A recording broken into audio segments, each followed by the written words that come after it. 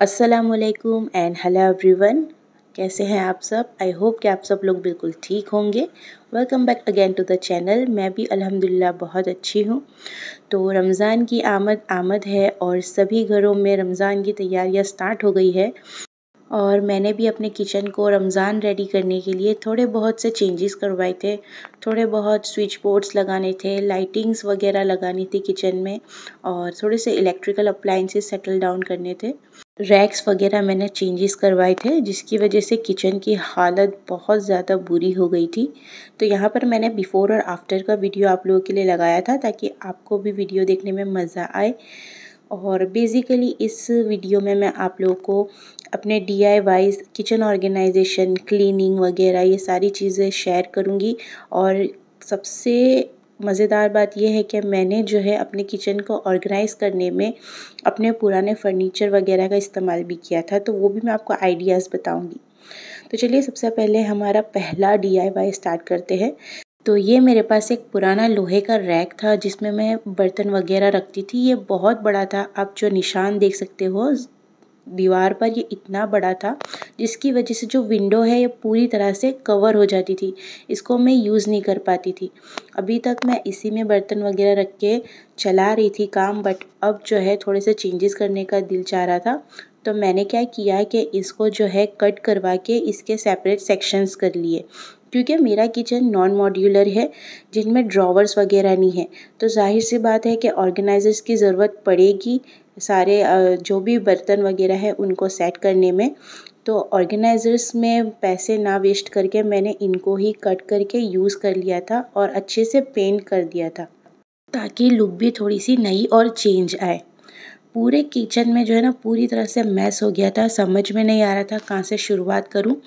तो एक कोना लेकर मैंने घर का एक एक छोटा छोटा कोना लेकर के उनको जो है ऑर्गेनाइज़ करना स्टार्ट किया। तो सबसे पहले यहाँ पर जो है मेरी जो कबॉट है या फिर पेंट्री जो भी आप कह लो, उसको मैंने ऑर्गेनाइज़ करना स्टार्ट किया। तो इसमें मैं अपने सारे दाल मसाले वगैरह जितनी भी चीज़ें होती है डेली यूज़ में मुझे यूज़ आती है वो सारी मैं यहाँ पर रखती हूँ। तो इनको मुझे बहुत ज़्यादा क्लीन करने की ज़रूरत नहीं थी। देखिए मैंने हल्का सा वाइप आउट किया है और ये बहुत ही अच्छे से शाइनिंग हो गई है, क्योंकि मैं ये जब भी पूरी तरह से खाली हो जाते हैं तो मैं इनको पहले वॉश करती हूँ, फिर मैं इनको वापस से फिल करती हूँ, रिस्टॉक करती हूँ। तो इस तरह से ये हमेशा इसी तरह से शाइनी रहते हैं। तो जब भी क्लीनिंग डीप क्लीनिंग का वक्त आता है तो मैं इनको इस तरह से वाइप आउट करके ही रख देती हूँ और ये अच्छे से शाइनी ही रहते हैं। और पेंट्री को भी मैंने हल्का सा गीला कपड़ा ही मारा था, जो ड्रिलिंग की वजह से जो डस्ट आई थी वही सब वाइप आउट की है, क्योंकि बहुत ज़्यादा वाइप आउट करने की ज़रूरत नहीं पड़ती क्योंकि टाइम टू टाइम मैं सारी चीज़ों को क्लीन करते रहती हूँ।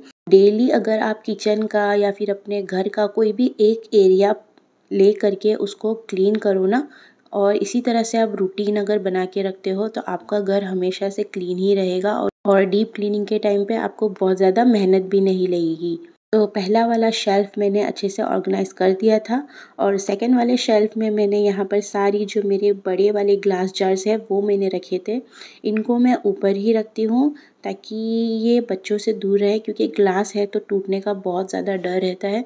पहले की अगर आपने वीडियोस देखी होगी तब भी ये ऊपर ही मैंने रखे थे, ऊपर वाले शेल्फ़ पर, और अभी भी ये ऊपर पेंट्री में ऊपर वाले शेल्फ़ पर ही है।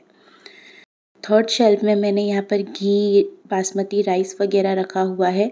और ये देखिए ये शेज़वान चटनी के जार को मैंने रीयूज़ किया है, बस मैंने इसके जो लिड है उसको ना पेंट कर दिया है।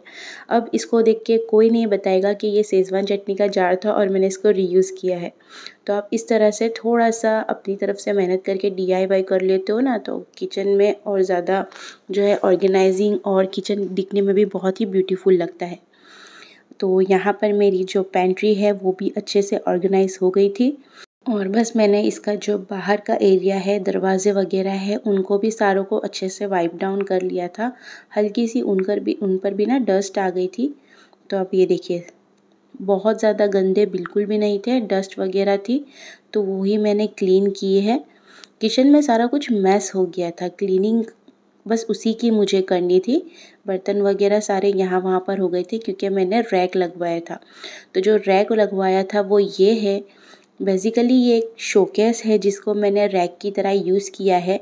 वो मैंने कैसे किया है वो मैं आपको आगे बताऊंगी बिल्कुल। तो ये काफ़ी हाइटेड है, ऊपर रखा हुआ है। तो मैंने जो है इसके ऊपर हम सारी जो बड़ी वाली पतीलियाँ और बोल्स वगैरह है वो मैंने सारी रख दी हैं, जो मुझे बहुत ज़्यादा यूज़ में नहीं आती है। और सेकंड वाले शेल्फ़ में मैंने जो है अपने सारे लिड्स और प्लेट्स को, डेली यूज़ की जो प्लेट्स होती है ना, उनको ऑर्गेनाइज़ करने के लिए यहाँ पर जो हमने बड़ा सा लोहे का जो रैक था उसको मैंने कट करवा के, जिसको कलर किया था ना हमने, ये वही है। इसको मैंने यहाँ पर इस तरह से रीयूज़ किया है और मुझे कोई भी ऑर्गेनाइज़र की लेने की ज़रूरत नहीं पड़ी।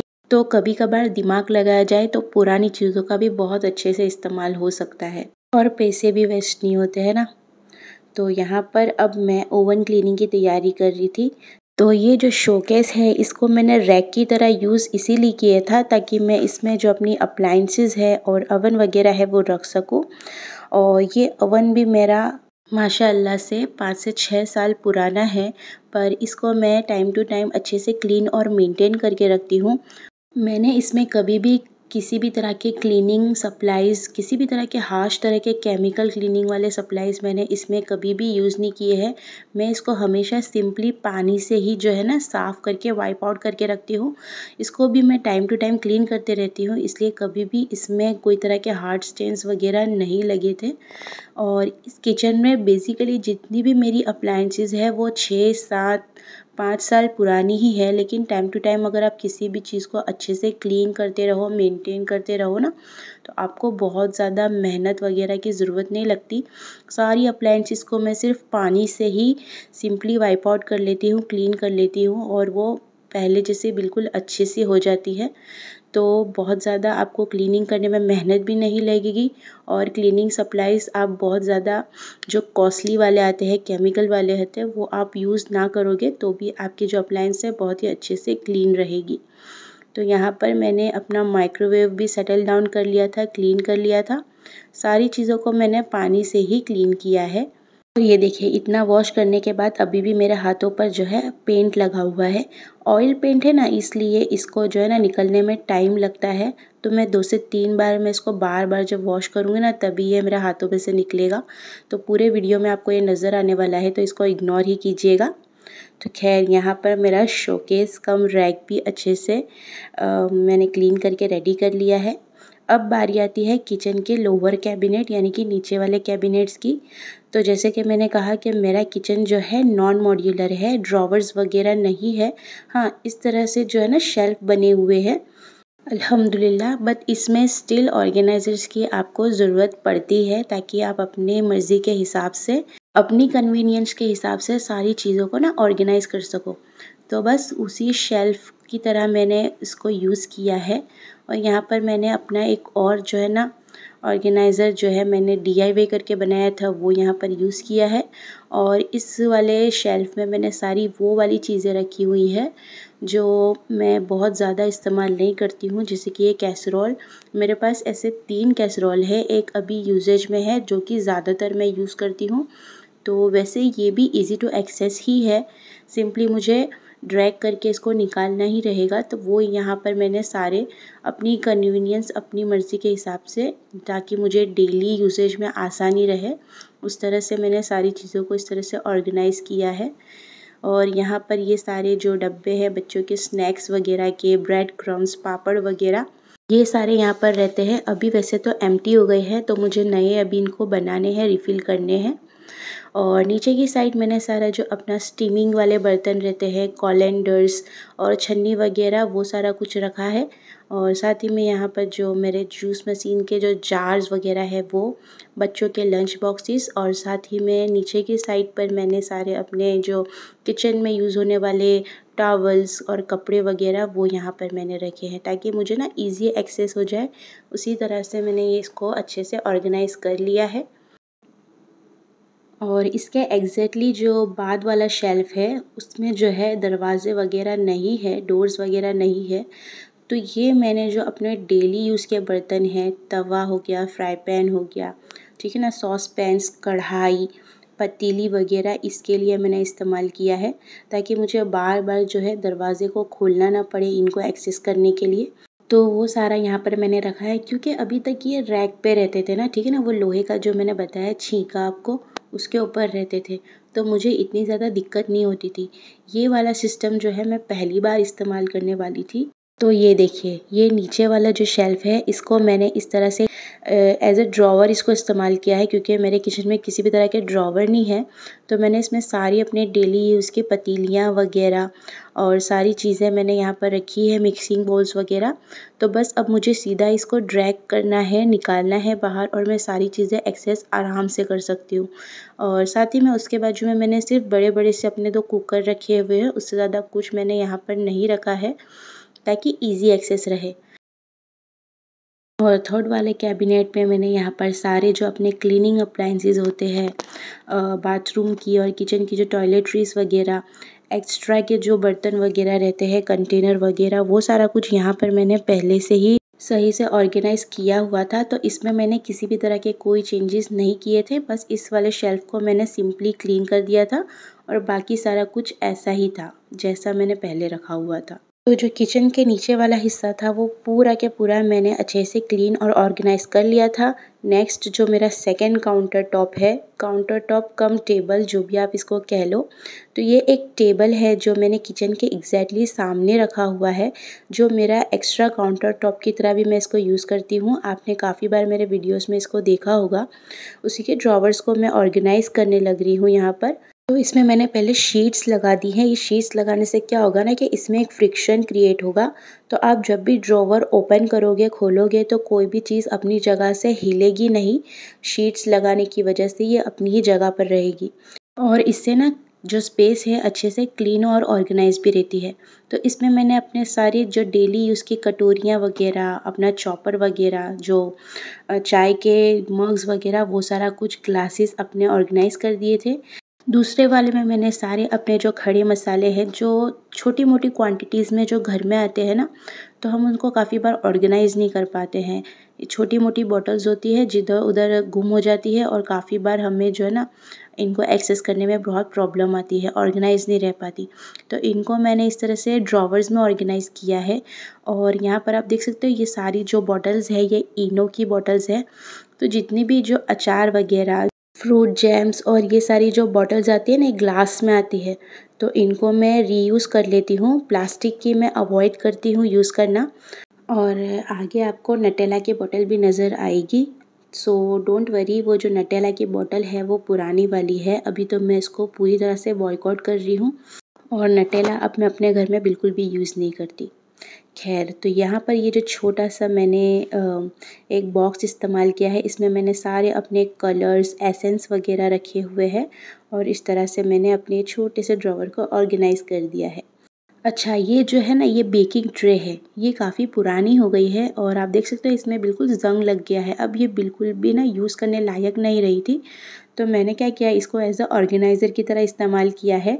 और इस थर्ड वाले ड्रॉवर में मैं अपनी सारी जो भी बेकिंग की जो सारी अप्लायंसेस है बेकिंग की, उनकी जितनी भी जो अटैचमेंट्स होती है, और जैसे कि ये मेरा सेव मेकर की अटैचमेंट्स है और अवन की अटैचमेंट्स, ये सारी मैंने यहाँ पर जो एक्स्ट्रा की चीज़ें होती हैं ना वो रखी है।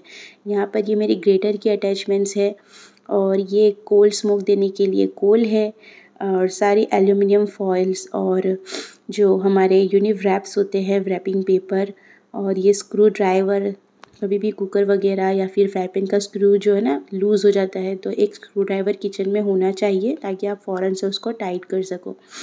और छोटी-मोटी चीज़ें क्लीन करने के लिए ब्रशेस, टूथब्रशेस, और यहाँ पर ये मेरे नेल्स पर लगाने की मेहंदी, ये भी आपको हमेशा मेरे किचन में मिलेंगी।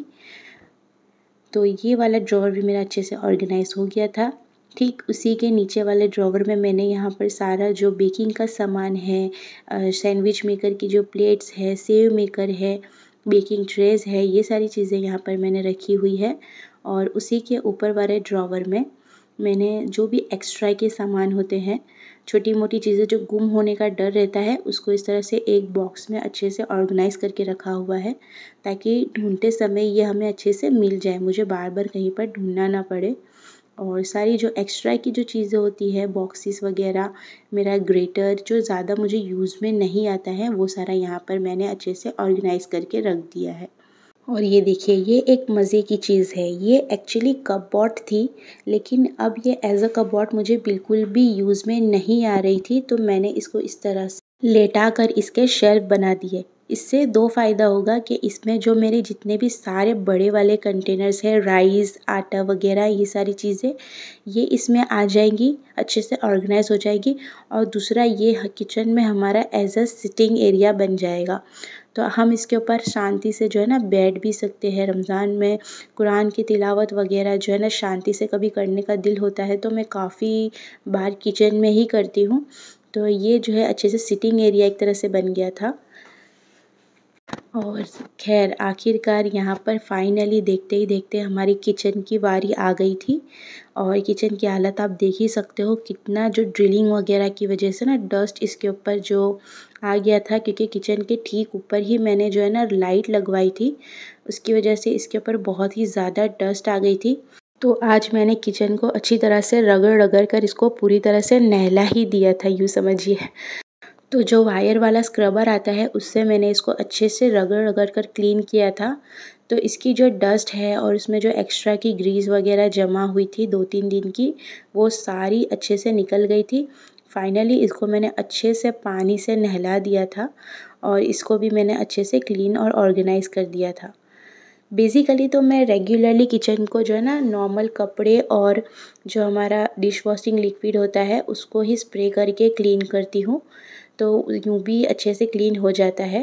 बट क्योंकि डीप क्लीनिंग चल ही रही थी, तो मैंने सोचा कि चलो इसको अच्छे से नहला कर ही क्लीन कर लेते हैं। खैर, तो यहाँ पर हमने 3 फर्नीचर को रीयूज़ किया है। आपको एंड में अच्छी तरह से मैं जब बताऊँगी तो समझ में आ जाएगा। पहला तो हमने शोकेस को जो है ना एज़ अ रैक इस्तेमाल किया। दूसरा हमने टेबल को जो है ना as a extra counter top मैंने इस्तेमाल किया है, क्योंकि मेरे किचन में एक ही काउंटर टॉप है। तो टेबल मेरा as a second counter top मुझे काम में आता है, यूज़ होता है। और थर्ड वाला जो है ना कपबोर्ड को मैंने एज़ अ शेल्फ़ और सिटिंग एरिया की तरह इस्तेमाल किया है। तो ये सारा जो फ़र्नीचर है ये मेरी शादी का फ़र्नीचर है। आज मेरी शादी को 10 साल होने वाले हैं। तो ये इतना ज़्यादा पुराना है, मेरे पेरेंट्स ने मुझे ये फ़र्नीचर दिया था। अच्छा, इसके बाद में बात करते हैं। तो यहाँ पर मैं आपको दिखा रही थी कि काफ़ी बार जो हमारे जो नल वगैरह टैप्स होते हैं ना, इनके ऊपर इस तरह से पानी के जो निशान लग जाते हैं इस तरह से। तो इन हार्ड वाटर स्टेन्स को बगैर घिसे आप कैसे निकाल सकते हो? तो जो लेमन होता है, नींबू, जिनको हम काफ़ी बार ना थोड़ा बहुत यूज़ करके हम फ्रिज में रख देते हैं, फिर वो बाद में जो है ना ड्राई हो जाता है, ये बिल्कुल यूज़ में नहीं आता। अच्छे से सभी कॉर्नर्स जहाँ पर स्टेन्स हैं उनको अच्छे से वाइप आउट करना है और इसको आपको 5 से 7 मिनट ऐसे ही छोड़ देना है, ताकि ये अच्छे से जो है ना स्टेन्स पर रिएक्ट कर सके।